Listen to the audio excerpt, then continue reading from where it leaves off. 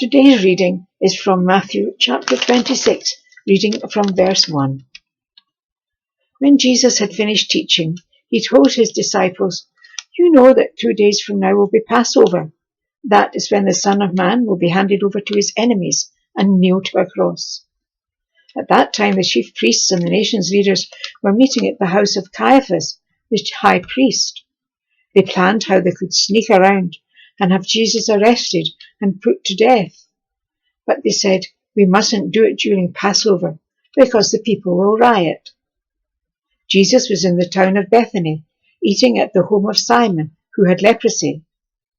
A woman came in with a bottle of expensive perfume and poured it on Jesus' head. When the disciples saw this, they became angry and complained, "Why such a waste? We could have sold that perfume for a lot of money and given it to the poor." Jesus knew what they were thinking, and he said, "Why are you bothering this woman? She has done a beautiful thing for me. You will always have the poor with you, but you won't always have me. She has poured perfume on my body to prepare it for burial. You may be sure that wherever the good news is told all over the world, people will remember what she has done, and they will tell others." Judas Iscariot was one of the 12 disciples. He went to the chief priests and asked, "How much will you give me if I help to arrest Jesus?"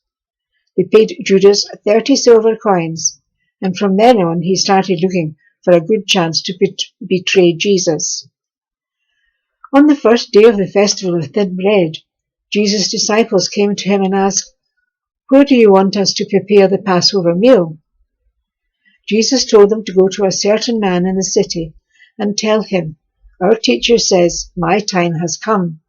I want to eat the Passover meal with my disciples in your house."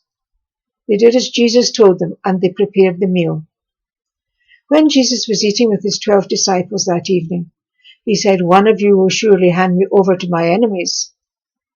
The disciples were very sad, and each one said to Jesus, "Lord, you can't mean me." He answered, "One of you men who has eaten with me from this dish will betray me.